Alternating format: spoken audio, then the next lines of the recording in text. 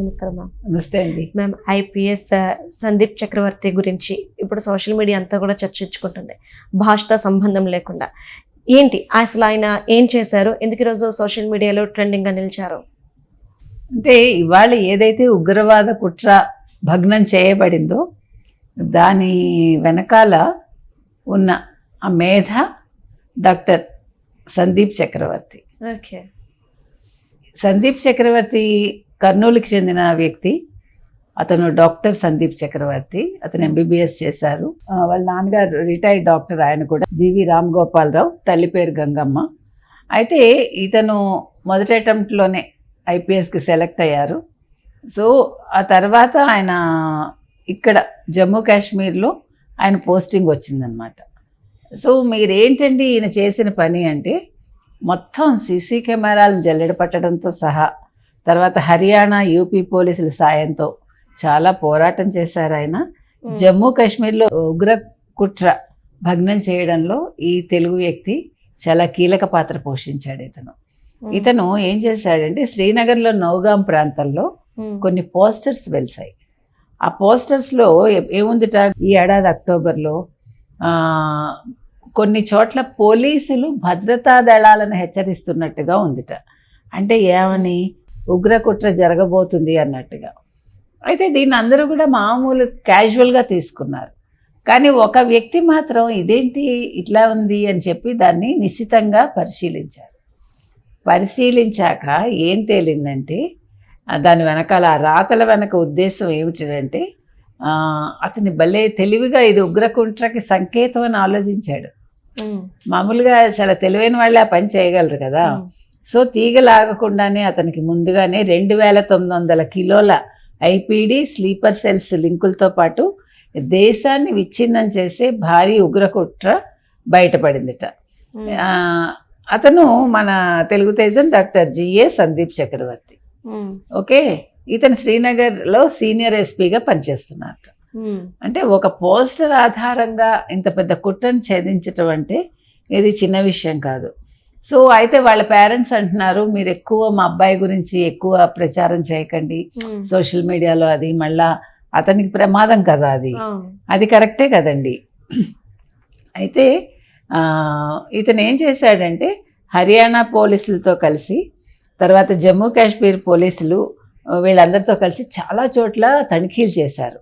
తర్వాత ఉత్తరప్రదేశ్ పోలీసుల సాయంతో సహరాన్పూర్లోను, హర్యానా పోలీసులతో కలిసి ఫరీదాబాద్లోను, తర్వాత మొత్తం తనిఖీలు చేపట్టాక సీసీ కెమెరాస్ని వాళ్ళు క్షుణ్ణంగా పరిశీలించారు, ఆ రికార్డ్స్ని.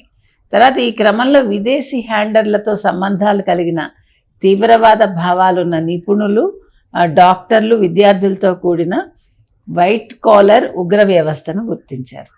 నేరారోపణకు సంబంధించిన పత్రాలు, ఎలక్ట్రానిక్ పరికరాలు, ఆయుధాలు, మందుగుండు సామగ్రి, ఐఈడి తయారీకి ఉపయోగించే సామగ్రిని కూడా వీళ్ళు స్వాధీనం చేసుకున్నారు. ఈ కుట్రలో నిషేధిత ఉగ్రవాద సంస్థ జైషే మహమ్మద్ ఒకటి, తర్వాత అన్సార్ ఘజ్వత్ ఎల్ హింద్ ఏజూహెచ్లతో సంబంధం ఉన్న ఉగ్రవాద మాడ్యూల్ను ఛేదించడంలో పోలీసులు విజయం సాధించారు. అయితే ఇక్కడ మనం గమనించాల్సింది ఏంటంటేనండి, వైట్ కాలర్ అన్నారు. అంటే గతంలో చదువుకోని వాళ్ళు, ఓన్లీ మతమౌఢ్యం ఉన్నవాళ్ళు ఇలాంటి ఉగ్రదాడులకి పాల్పడేవాళ్ళు. కానీ ఈసారి అనూహ్యంగా ఒక మహిళ ఉన్నారు, మగవాళ్ళు ఉన్నారు, అందరూ డాక్టర్స్. అంటే డాక్టర్ చదువుకుని ఇంత మతమౌఢ్యం ఉంటుందా? వాళ్ళు చేసిన తప్పిదాలకి ఇక్కడ భారత ప్రభుత్వం రివెంజ్ తీసుకుంటే భారత ఆర్మీ వీళ్ళ మీద కోపం పెట్టుకుని, అది ఎంత దారుణం అండి. వాళ్ళకి సపోర్ట్ చేస్తూ తప్పు చేసిన వాళ్ళకి వాళ్ళు ఈ రకంగా వాళ్ళకి సపోర్ట్ చేశారు. ఇది అసలు వినటానికి కూడా చాలా బాధగా ఉంది కదా. అంటే మనుషుల్లో అసలు మతం అనేది ఎంతలాగా పాదుకుపోతుంది అంటే, మీరు చదువుకు సంబంధం ఉండదన్నమాట. చదువుకి సంస్కారానికి తేడా ఉంటుంది అని మనం చెప్తాము. ఇక్కడ చదువుకి ఉగ్రవాదానికి సంబంధం లేదు. అంటే మతం అనేది డామినేట్ చేస్తుంది అనేది మరోసారి ప్రూవ్ అయింది. చాలా బాధగా ఉంది ఇది చూస్తుంటే మనకి. ఎందుకంటే ఈ దేశంలో ఉంటూ ఇక్కడ మీరు అన్ని రకాలుగా సౌకర్యాలు పొందుతూ మరి వీళ్ళు ఏమన్నా రిజర్వేషన్స్ ఉన్నాయో వీళ్ళకి మనకు తెలీదు చదువుకోవటానికి, అది కూడా చూడాలి. తర్వాత అసలు ఈ మదరసాలు ఏవైతే ఉంటాయోనండి చదువు చెప్పేవి, మరి వాటి మీద పర్యవేక్షణ ఎవరు చేస్తారు? కేంద్రం ఏమైనా తనిఖీలు నిర్వహించచ్చా, నిర్వహించదా? దానికి ఏమైనా అబ్జెక్షన్స్ ఉంటాయా? వాళ్ళు లోపల ఏం టీచ్ చేస్తున్నారు? ఇవి తెలియాలి. ఇప్పుడు ఆర్ఎస్ఎస్ని బ్యాన్ చేసేయండి అంటారు. ఆర్ఎస్ఎస్ వల్ల ఎప్పుడు కూడా ఏ కుట్ర జరగలేదుగా, వాళ్ళు ఎప్పుడు ఏ ప్రాణాలు తీయలేదుగా. వాళ్ళు చాలా సిస్టమేటిక్గా ఉంటారండి, మీరు కావాలంటే చూసుకోండి వెళ్ళి. వాళ్ళకి దేశం మీద ప్రేమ ఉంటుంది తప్ప వాళ్ళు ఆడవాళ్ళని కించపరచరు, మనుషుల్ని చంపరు, పిల్లల జోలికి అసలు వెళ్ళరు, మహిళల జోలికి అంతకంటా వెళ్ళరు. మరి అటువంటి సంస్థని మీరు ఏమనాలి, నిషేధించమని అడిగారు కదా, మరి ఎందుకు ఇలాంటి సంస్థల గురించి మాట్లాడరు? ఇప్పుడు మెహబూబా ముఫ్తీ మీకు తెలుసు, కాశ్మీర్కి సంబంధించిన ఆవిడ అంటుంది ఉగ్రవాదుల్ని పట్టుకున్నాక వాళ్ళ కుటుంబాలను మీరేమీ చేయకండి, వాళ్ళ కుటుంబాలను విచారించకండి అంటుంది. అసలు ఇలాంటి వాళ్ళని మీరు భారతదేశంలో ఉంచుతారా? ఇదే రకంగా అసలు ఏదైనా ఒక పాకిస్తాన్లో ఒక హిందూ చేసుంటే అనుకుందాం, వాళ్ళ రియాక్షన్ ఎలా ఉంటుంది? ఎందుకండి కాశ్మీర్ పెహల్గాం దాడి ఏంటండి? హిందువా కాదా తెలుసుకుని, వాడు ముస్లిమా హిందువా తెలుసుకుని చంపారు చూడండి. మరి అప్పుడు మెహబూబా ముఫ్తీ ఏమంది? అప్పుడు వీళ్ళందరూ ఎందుకు నోరు తెరవలేదు? ఇవాళ వాళ్ళకి ఎంత కన్సర్న్ చూడండి.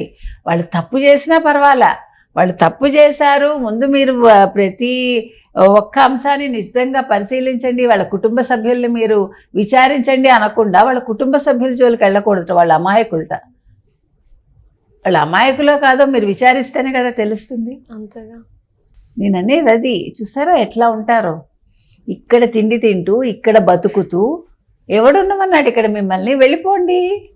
మీకు అంత కన్సర్న్ ఉంటే మీరందరూ మీ దేశాలకు వెళ్ళిపోండి, మీకు ఎక్కడ బాగుంది అనుకుంటే. ఇప్పుడు చాలామంది హిందువులు కూడా చెప్తున్నారు కదా, ఇక్కడంతా కూడా స్వేచ్ఛ లేదు, మహిళలకు భద్రత లేదు, ఎవడిని ఉండమని బతిమాలలేదు. మీకు ఎక్కడ స్వేచ్ఛ ఉంటుందో, ఎక్కడ మీ మనోభావాలు దెబ్బతినకుండా ఉంటాయో, ఎక్కడ మీకు నచ్చినట్టుగా బట్టలు వేసుకుని తిరగగలరో అలాంటి చోటుకి వెళ్ళిపోండి, పాకిస్తాన్కి వెళ్ళిపోండి. పాకిస్తాన్లో మీరు విప్పుకుని తిరగచ్చు అనుకుంటే వెళ్ళిపోండి, అక్కడ రానిస్తాడా? మరి దాని గురించి మాట్లాడేవాడు. కాబట్టి ఇవాళ ఇతను ఎవరైతే ఉన్నారో సూర్య, సో ఇతను ఎంత డెడికేటెడ్ అనే దానికి సో ఈయన ఏం చేశాడంటే, ఫస్ట్ మనం ఇందాక చెప్పుకున్నట్టుగా 2014లో ఐపీఎస్కి ఎంపికయ్యాడు ఈయన. తర్వాత శిక్షణ అనంతరం ఈయన శ్రీనగర్ అడిషనల్ ఎస్పీగా బాధ్యతలు చేపట్టారటండి. సంఘ విద్రోహ శక్తుల ఏరివేతలో ఆర్మీకి సంపూర్ణ సహకారం అందిస్తూ వచ్చారు. తర్వాత ఆయన చేసిన పనికి గుర్తింపుగా చక్రవర్తి ఎక్కడెక్కడంటే శ్రీనగర్, పూంచ్, ఉరి, సోహోర్, బారాముల్లా, హంద్వారా, కుప్వారా వంటి ప్రాంతాల్లో అడిషనల్ ఎస్పీ, సీనియర్ ఎస్పీగా ఆయన సేవలు అందించారు. ప్రస్తుతం శ్రీనగర్లో సీనియర్ ఎస్పీగా పనిచేస్తున్నారు. ఈయన శాంతి భద్రతల పరిరక్షణ, ఇందాక మనం చెప్పుకున్నట్టుగా విద్రోహ శక్తులను ఏరివేయడంలోనూ అరాచక శక్తులను అణచివేయడంలోనూ ముందంజలో ఉంటారండి. ఈయన 2017లో తొలిసారిగా రాష్ట్రపతి శౌర్య పథకం అందుకున్నారట. ఇప్పటి వరకు 6 సార్లు రాష్ట్రపతి శౌర్య పథకాలు అందుకున్నారు ఆయన. 4 సార్లు ఆయన Jammu Kashmir police medal for gallantry సహా పలు అవార్డులు అందుకున్నారటండి. చిన్న వయసులోనే ఆయన ఎంత సాధించారో, అంటే ఆయన దేశభక్తి చూడండి. అది ఒక డాక్టర్గా ఉండి మళ్ళా కాదు నేను పోలీస్ శాఖకి వెళ్ళాలనుకుని ఐపీఎస్ అయ్యి అక్కడ తన్ని తాను ప్రూవ్ చేసుకుంటున్నారు. ఇలాంటి వాళ్ళు నిండు నూరేళ్ళు ఉండాలండి. ఇలాంటి వాళ్ళ మీద ఎవరికన్నా పడకూడదని మనం కోరుకుందాం, ఎందుకంటే అలా ఉంది పరిస్థితి. కాబట్టి ఈయన ఇంకా మరిన్ని అవార్డులు అందుకోవాలి. అంటే ఉగ్రవాదం అనేది సమూలంగా నాశనం అయిపోవాలి. ఇప్పుడు ఏదైతే మావోయిస్టులని, నక్సలిజాన్ని వాళ్ళు అణచివేస్తున్నారో అలాగే ఉగ్రవాదాన్ని కూడా అణచివేయాలని మనం కోరుకుందాం. Right, thank you so much. Thank you.